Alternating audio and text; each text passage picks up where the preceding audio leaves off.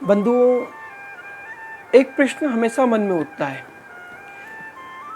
सदा आपके और हमारे मन में ये विचार आता है कि हमें भगवान की प्राप्ति कैसे हो। मगर मेरा सभी माता बहनों भाइयों से एक निवेदन है, हमारे घर में यदि माता पिता स्वस्थ हैं, प्रसन्न हैं, तो हमें भगवान की प्राप्ति हो गई। यदि हमारे घर में गौ माता गौग्रास ले रही है, गौ माता की आरती हो रही है, तो हमसे परमात्मा गोपाल प्रसन्न हो गया। बंधुओं, गौ माता साक्षात कामधेनु है। फिर भी मन में प्रश्न आता कि परमात्मा से संपर्क करना तो कैसे करें।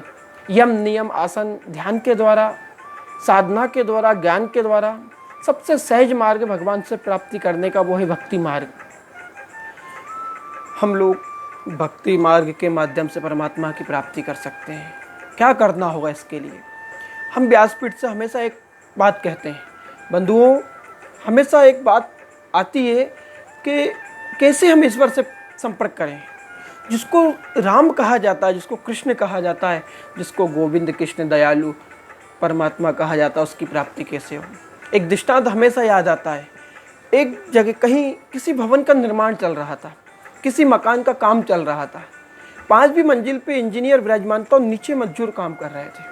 ऊपर इंजीनियर, नीचे मजदूर काम कर रहे थे। अब इंजीनियर को मजदूर से संपर्क करना था। मजदूर के पास कोई मोबाइल नहीं है, कैसे संपर्क करें, कैसे क्या संपर्क होगा। आवाज़ लगाता है इंजीनियर। जब इंजीनियर ने आवाज़ लगाई, जो भी उसका नाम रहा होगा, हे केशव, हे गोविंद, जो भी नाम रहा हो, हे राम, हे श्याम, मगर मजदूर नहीं सुन पाया। क्यों? क्योंकि बंधुओं, वहाँ कार्य चल रहा था, मशीनों की आवाज़ और भी मजदूरों की आवाज़ से उस मजदूर से उसका संपर्क नहीं हो पाया। इसी प्रकार परमात्मा हमसे संपर्क करना चाहता है, मगर इस संसार की चकाचौंध में, आवाज़ों में, संसार ग्रस्ते में हम भगवान की आवाज़ नहीं सुन पाते। जबकि भगवान तो हमें हर समय पुकारता है।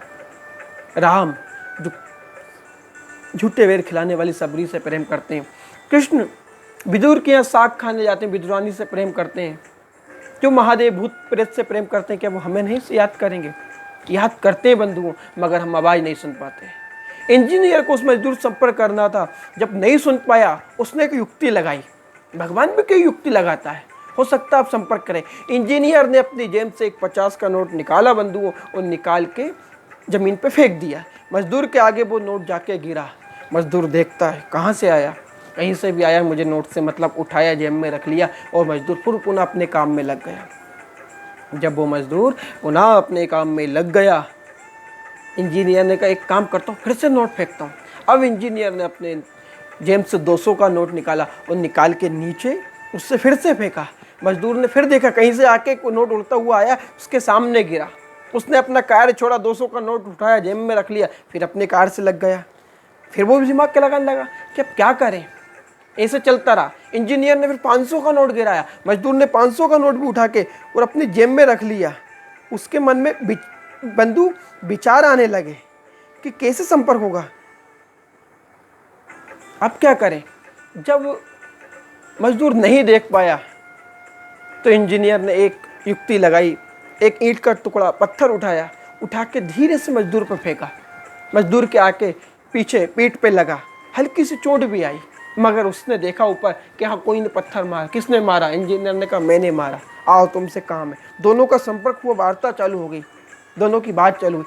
इसी प्रकार जिस प्रकार पहले इंजीनियर ने 50 का, 200 का, 500 का नोट, ऐसे ही भगवान पहले हमें थोड़े थोड़े सुख देता है कि हो सकता है इस सुख के माध्यम से जब मैं सुख दूंगा, मैंने सबसे पहले बेटा दिया, तो ये माता पिता याद करेंगे, हम भगवान को भूल जाते हैं, बच्चे में लग जाते हैं। फिर उसका विवाह हो जाता है 200 का नोट के बराबर, फिर उसके बच्चे हो जाते हैं। इससे धीरे धीरे परमात्मा हमें थोड़ा थोड़ी संपत्ति सुख देता जाता है। लेकिन हम भगवान को याद नहीं करते, हम संसार में उलझे रहते हैं, हम भगवान को भूल जाते हैं। फिर भगवान क्या करता है, उसे इंजीनियर की तरह, जैसे इंजीनियर ने एक ईंट मारी थी ना, तो हल्की सी चोट लगी मजदूर को, दोनों का संपर्क हो गया। ऐसे ही भगवान थोड़ा सा हमें संकट देता है, कठिनाई देता है, कोई समस्या हमें देता है, जिससे हमें एहसास होता है कि हाँ उस भगवान ने जिसने सुख दिया, अब उसको याद करना चाहिए। माता कुंती भगवान को याद करते हुए क्या कह रही है भागवत जी में? विपदा संस्तु न सस्वत तत्र तत्र जगत गुरु। भगवान हे गोविंद, दयना हो तो मुझे हमेशा दुख ही देना। बंधुओं, मैं निवेदन करना चाह रहा था, परमात्मा को यदि हम सुख में याद करेंगे तो दुख आएगा नहीं। इसलिए जिस भी परिस्थिति में जहाँ भी हैं, धन है नहीं है, बहुत ज़्यादा आपका वैभव है या नहीं है, भगवान इसको नहीं देखता। जहाँ भी आप जिस परिस्थिति में, झोपड़े में हो या महल में, मगर हर समय गोविंद बोलो प्रेम से, गोपाल बोलो रे, और गोविंद बोलो प्रेम से गोपाल। हर समय राम को, कृष्ण को याद करते रहो। वो भगवान को याद करोगे तो भगवान स्वतः हमसे आके मिल जाएगा। वो दयालु मेरा राम कृष्ण, वो मेरा हनुमान, वो मेरा भोला इतने दयालु है कि एक बार माता बहनों पुकार के देखना भाइयों, सच्चे मन से हर स्थिति में भगवान को याद करो, भगवान दौड़ा चला आता है। और तुलसी जा संसार में भांति भांति के लोग, तुलसी जा संसार में सबसे मिलिए धाय, ना जाने किस रूप में नारायण मिल जाए। हमें भगवान ना जाने किस रूप में मिल जाएगा। इसलिए हमें निवेदन है बंधुओं, भगवान सुख दे या दुख, हमेशा परमात्मा को याद करना चाहिए, जिससे हमें भगवान की प्राप्ति हो। बंधुओं, पुनः आपसे एक दृष्टांत के साथ मिलेंगे। कोई कथा, कोई सत्संग करते रहें। जय श्री कृष्ण, जय श्री राम।